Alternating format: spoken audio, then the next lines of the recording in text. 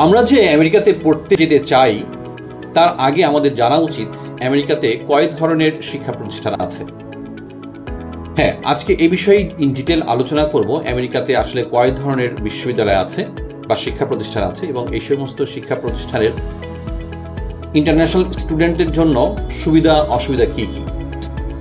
তার আগে বলে রাখি, আমাদের এই ভিডিওটি ভালো লাগলে, এই রিপোর্টটি ভালো লাগলে অবশ্যই আমাদেরকে সাবস্ক্রাইব করবেন। তাহলে চলি মূল পর্বে।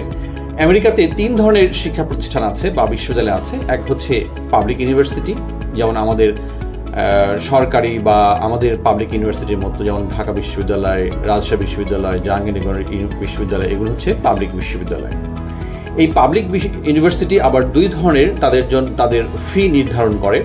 একটা হচ্ছে ইন স্টেট ভার্সন আর একটা হচ্ছে আউট স্টেট ভার্সন।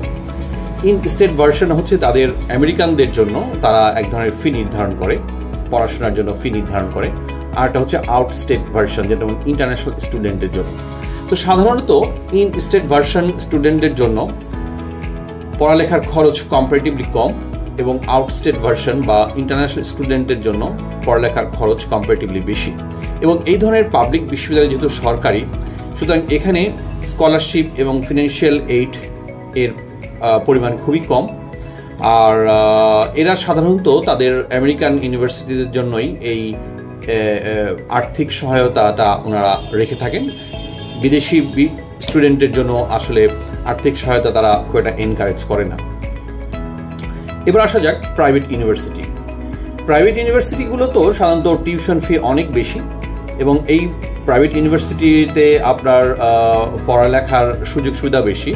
এখানে স্কলারশিপ পাওয়ার পসিবিলিটি আছে এবং এছাড়া ফিনান্সিয়াল এইডও পাওয়া যায়। মূলত প্রাইভেট বিশ্ববিদ্যালয়গুলো যেভাবে তাদের ফান্ড কালেক্ট করে সেগুলো হচ্ছে tuition fee, donations, private funding, বিভিন্নভাবে তারা ফান্ড কালেকশন করে।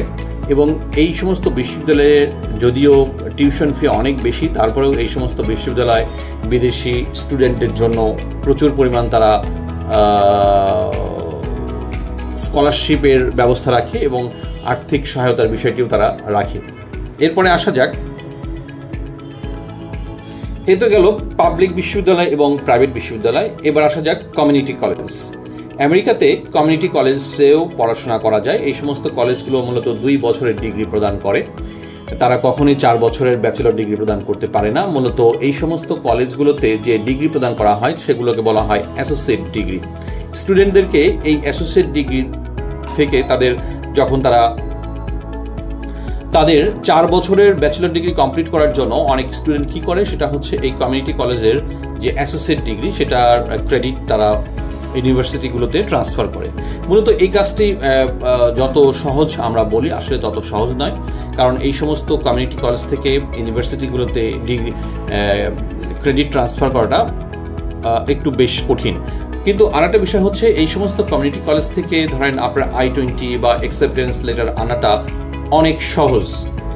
আর অনেক সহজ বিধায়ী যখন আপনি এই সমস্ত কলেজের I-20 বা অ্যাকসেপ্টেন্স লেটার নিয়ে যখন এমবেসিতে ভিসার জন্য দাঁড়াবেন, তখন এমবেসির লোকজন একটু ডাউট ফিল করে যে আসলে তারা পড়াশোনা করতে যাবে না তারা অন্য কাজে যাবে। যেহেতু I-20 এবং অ্যাকসেপ্টেন্স লেটার আনাটা অনেক সহজ, সুতরাং এই জন্যই এমবেসির লোকজন আসলে অনেক ডাউট ফিল করে আর কি, যে তাদের দেওয়া ঠিক হবে কি না, তারা গিয়ে কি করবে, এবং তাদের এই সমস্ত স্টুডেন্টদের মান নিয়েও তারা অনেক প্রশ্ন করে নিজেদের মধ্যে।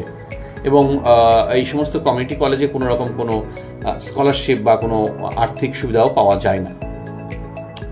সুতরাং আপনারা বুঝতে পারছেন যে আসলে কোন ধরনের ইউনিভার্সিটি বা কোন ধরনের শিক্ষা প্রতিষ্ঠানে যাওয়াটা আপনাদের জন্য সুবিধাজনক। তবে একটা কথা খুব পরিষ্কার করে বলে রাখি, যে আমরা যখন বিশ্ববিদ্যালয় চুজ করব তখন আমরা খুব হাই র্যাঙ্কের বিশ্ববিদ্যালয়ে আমরা পছন্দ না করলেও হবে। আমাদের মোটামুটি আনকমন এবং মোটামুটি একটু ভালো র্যাঙ্কিং ইউনিভার্সিটি আমাদের পছন্দ করতে হবে এবং সেখানে আমাদেরকে অ্যাপ্লাই করতে হবে যাতে করে I-20 বা অ্যাকসেপ্টেন্স লেটার পাই আর কি। এরপরে যে বিষয়গুলোর জন্য আমেরিকাতে ভিসা রিজেক্ট হয় সেটার মেইন কারণ হচ্ছে ম্যাক্সিমাম সময় অনেকে ফলস স্টেটমেন্ট দেয়। যাই হোক, আমরা ফলস স্টেটমেন্ট থেকে আমরা বিরত থাকবো। শুধু শ্রোতা, এই বিষয়ে আরও বিস্তারিত জানার জন্য আমাদেরকে আমাদেরকে কল করুন অথবা ইমেল করুন, হোয়াটসঅ্যাপ নাম্বার দেওয়া আছে, এবং পরবর্তীতে যে কোনো ধরনের সাপোর্টের জন্য আমরা আছি আপনাদের পাশে। আর আমাদেরকে সাবস্ক্রাইব করে অবশ্যই আমাদের সঙ্গে থাকবেন। ধন্যবাদ।